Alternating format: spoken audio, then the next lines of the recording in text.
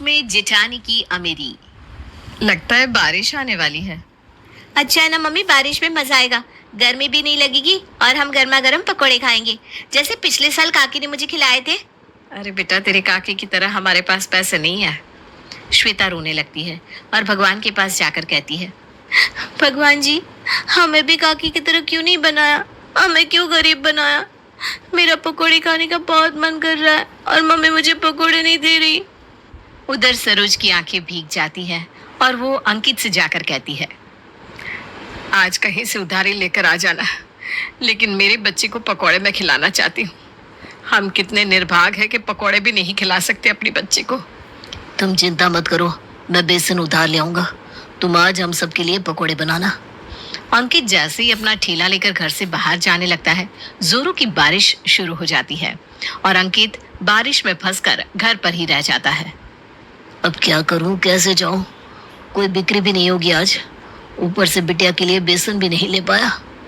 अंकित दरवाजे पर ही खड़ा रह जाता है और सरोज आकर उसके पीठ पर हाथ रखकर कहती है, यहीं खड़े रहकर क्या होगा, अंदर चलिए, घर में बैठ जाइए। नहीं नहीं, जैसे ही बारिश कम होती है मैं अपनी बिटिया के लिए बेसन लेने जाऊंगा।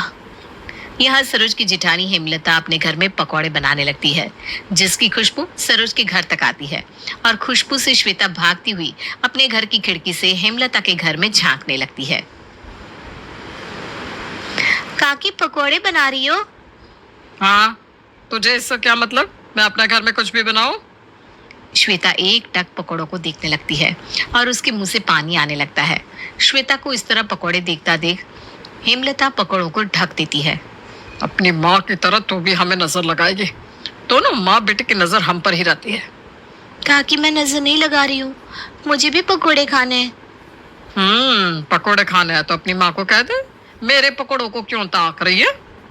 हेमलता अपने पकोड़े ढककर खिड़की बंद कर देती है। श्वेता रोने लगती है। अपनी बेटी को रोता देख अंकित उसी वक्त राशन की दुकान पर बेसन लेने चला जाता है। भैया 1 किलो बेसन दे देना, मैं कल आपको पैसा दे दूंगा। मैंने कोई मुफ्त का कोऑपरेटिव नहीं खोल रखा, जब देखो मांगने आ जाते हो, भागो यहाँ से। मैं कल दे दूंगा भैया, मेरी बच्ची को बहुत मन है, आज पकोड़े खाने का दे दो ना। भागता है या नहीं, या फिर 4 आदमी को बुलाकर तुझे यहाँ से फेंकवाऊं? अंकित भीगी आंखों से वहां से चला जाता है। एक भैया है और एक मैं हूँ, उनके पास पैसों की कोई कमी नहीं है, वहीं मैं 1-1 रुपए के लिए मोहताज हूँ। खाली हाथ अंकित को घर आता देख सरोज उससे कहती है, आप मन छोटा मत करो, मैं भाभी से मांग लेती हूँ। मैं अपनी बच्ची को एक पकोड़े का सुख भी नहीं दे पाया। ऐसा क्यों बोल रहे हो जी, मैं अभी आती हूँ। सरोज तुरंत अपनी जेठानी के घर जाती है और कहती है, भाभी आप मुझे 1 कटोरी बेसन दे दो ना, मैं कल वापस कर दूंगी। पहले तो तेरी बेटी हमारे पकोड़ों को नजर लगाती है और माँ बेसन मांगने चली आती है। मेरे पास तुम्हें देने के लिए कुछ भी नहीं है, जाओ। 1 कटोरी तो है भाभी, कल वापस कर दूंगी। वापस कहाँ से करेगी, तेरे पास तो खाने के लिए पैसा नहीं है और तू मुझे वापस करेगी। एक काम कर, आज मेरी काम वाली नहीं आई है, तो मेरे बर्तन साफ कर दे। ठीक है भाभी, मैं कर देती हूँ। सरोज बर्तन साफ करने रसोई में चली जाती है। यहाँ श्वेता से रहा नहीं जाता और वो अपनी काकी के घर भागती हुई आती है। काकी मुझे भी पकोड़े दो ना, मैं आज खा के ही रहूंगी। भूखी कहीं की। हेमलता अपने झूठे पकोड़े उठाकर श्वेता को देती है। ये ले खा, वरना मेरे पेट में दर्द हो जाएगा। श्वेता जमीन पर बैठकर झूठे पकोड़े खाने लगती है। श्वेता की आवाज सुनकर सरोज वहां आती है और अपनी बेटी को देखकर उसके हाथों से झूठी प्लेट हटा देती है। ये झूठी प्लेट छोड़, तू घर जा, मैं आ रही हूँ। नहीं, मैं नहीं छोड़ूंगी, मुझे पकोड़े खाने हैं, तुम मुझे खिलाती नहीं हो। मैं आकर तेरे लिए पकोड़े बना दूंगी, तो घर तो जा बेटा। श्वेता पकोड़े छोड़ने को तैयार नहीं होती है। इतने में हेमलता आकर कहती है, क्या हुआ, खाने देना। काकी का तो झूठा खा रही है, क्या हो गया? बड़ी आई झूठा है करके। अरे खुद के खाने का तो कोई जुगाड़ नहीं है तुम लोगों का। श्वेता, मैंने कहा ना तू जा यहाँ से। श्वेता वहां से चली जाती है। सरोज हेमलता से कहती है, भाभी मैंने आपके बर्तन कर दिए हैं, अब तो बेसन दे दो। ये ले बेसन। वैसे तू एक काम क्यों नहीं करती, मेरे घर का झाड़ू पोछा और बर्तन कर दिया कर, मैं तुझे राशन का कुछ सामान दे दिया करूंगी। वैसे भी बारिश में खाने के मजे ही कुछ और है। बात घर के घर में रह जाएगी। सरोज मन में सोचती है कि श्वेता को बारिश में कुछ न कुछ खाने का मन करता है। अगर वो काम कर लेगी तो उसकी बच्ची को तरसना नहीं पड़ेगा। बात तो ठीक है भाभी, मैं बारिश पर आपकी यहाँ का काम कर दूंगी। वैसे भी मेरे घर में खाना बच ही जाता है, जो बचा कुछ तो ले जाना। सरोज बेसन लेकर अपने घर चली जाती है और हर तरह के पकौड़े बनाकर श्वेता को देती है। ये ले पकौड़े, अब किसी के झूठे पकौड़े तुझे खाने की जरूरत नहीं है। श्वेता अपनी माँ के गले लग जाती है। शुक्रिया माँ, तुम बहुत अच्छी हो। श्वेता पकौड़े खाने लगती है। माँ, काकी के पास वो लाल कलर का सॉस था ना, वो नहीं है क्या हमारे पास? तू पहले ये बता पकौड़े कैसे हैं? वो लाल वाली सॉस में मंगवा कर रख दूंगी कल। हाँ, श्वेता सारे पकौड़े खा लेती है और एक एक पकौड़ा सरोज और अंकित चखते हैं। लगता है कितने जमाने के बाद खा रहा हूँ पकोड़े। आज मैंने भाभी को देखा था, भाभी ना चाय के साथ पकौड़े खा रही थी। हमारी कहाँ इतनी औकात कि हम चाय भी पी सके। अब बारिश के मौसम में रोज शाम को बारिश होती है और हेमलता रोज अच्छे अच्छे स्वादिष्ट खाने बनाती है। इधर बारिश के कारण अंकित का जो थोड़ा बहुत काम था वो भी बंद हो जाता है। एक रोज अंकित दुखी होकर कहता है, सरोज अब लग रहा है ये सब काम बंद। और एक एक पकौड़ा सरोज और अंकित चखते हैं। लगता है कितने जमाने के बाद खा रहा हूँ पकोड़े। आज मैंने भाभी को देखा था, भाभी ना चाय के साथ पकौड़े खा रही थी। हमारी कहाँ इतनी औकात कि हम चाय भी पी सके। अब बारिश के मौसम में रोज शाम को बारिश होती है और हेमलता रोज अच्छे अच्छे स्वादिष्ट खाने बनाती है। इधर बारिश के कारण अंकित का जो थोड़ा बहुत काम था वो भी बंद हो जाता है। एक रोज अंकित दुखी होकर कहता है, सरोज अब लग रहा है ये सब काम बंद करना पड़ेगा। अब मैं मजदूरी करूंगा, कम से कम ये तो पता होगा कि मुझे रोज के इतने पैसे तो मिलेंगे ही। मजदूरी कैसे कर पाओगे तुम श्वेता के पापा? तो क्या करूं, थोड़ी बहुत जो बिक्री होती थी वो अब बारिश के कारण होना बंद हो गई है। अब मैं क्या करूं तुम ही बताओ, कुछ समझ में नहीं आ रहा। भगवान ने मेरी किस्मत ऐसी क्यों लिखी है। हिम्मत रखो, मैं भी तुम्हारे साथ काम करूंगी। अब सरोज और अंकित दोनों मजदूरी करना शुरू कर देते हैं। सरोज दिन में मजदूरी करती और शाम को आकर हेमलता के घर में काम करती। एक रोज सरोज हेमलता के यहाँ पोछा मार रही थी, तब हेमलता का बेटा आयुष वहाँ बदमाशी करने लगता है। तो सरोज उससे कहती है, बेटा बदमाशी मत कर। हाँ, मैं पोछा मार रही हूँ ना, बारिश के कारण ऐसे ही किचकिच हो रहा है। घर सूखेगा नहीं तो फिर कैसे होगा साफ? और मुझे घर भी तो जाना है बेटा। काकी मुझे अब कुछ मत कहो। इतने में हेमलता वहाँ आती है। बेटा ये तेरे काकी नहीं काम वाली है, इसे मैंने काम पर रखा है, काकी बोलने की कोई जरूरत नहीं है। और सरोज तू कान खोलकर सुन ले, मेरे बेटे से कुछ मत कहना, समझी? मम्मी ये काम वाली है। आयुष अपने चप्पल लाकर जमीन में रगड़ देता है। ए चल साफ कर इसे, और मेरे मुंह ना कभी मत लगना। बेटा ये कैसी बात कर रहे हो तुम? काकी हूँ मैं तुम्हारी। काम वाली हो तुम और उसी की तरह रहो। सरोज की आंख भीग जाती है। बारिश फिर शुरू हो जाती है और थमने का नाम ही नहीं लेती। भाभी मैं घर जा रही हूँ, मुझे घर में भी खाना बनाना है। तुम लोग क्या ही खाओगे, पानी रोटी बनाने में क्या वक्त लगता होगा। कल की सब्जी पड़ी है मेरे पास, वो ले जा, और बचे हुई कचौड़ियाँ भी है कल की। नहीं भाभी आप रहने दो, मुझे वो सब नहीं चाहिए। आप मुझे राशन ही दे दो, मैदा दे दो मुझे। खाने को जहर नहीं है और नखरे तो देखो महारानी के, बस ये खाने में इसकी नानी मर जाएगी। हेमलता सरोज को मैदा दे देती है। सरोज भागती हुई अपने घर जाती है और देखती है कि श्वेता घर के बाहर उसका इंतजार कर रही है। चल बेटा अंदर चल। मम्मी मुझे ना बहुत जोरों की भूख लग रही है, कुछ अच्छा खाने का मन कर रहा है, गर्मा गर्म। छोले भटूरे खाएगी मेरी बच्ची है? छोले भटूरे का नाम सुनते ही श्वेता के मुंह में पानी आ जाता है। हाँ मम्मी मुझे खाना है, साथ में प्याज और नींबू भी। चल अभी बनाती हूँ। सरोज गरम गरम छोले भटूरे बनाती है और उसका घर खाने की खुशबू से महक उठता है। सरोज अंकित और श्वेता को खाना परोसती है। मम्मी बहुत अच्छा बनाया तुमने। सच में बहुत टेस्टी खाना है। अच्छा हुआ मैंने भी काम करना शुरू कर दिया, वरना ये दिन कैसे देखने को मिलता। अब तो श्वेता का दाखिला स्कूल में करवाना होगा।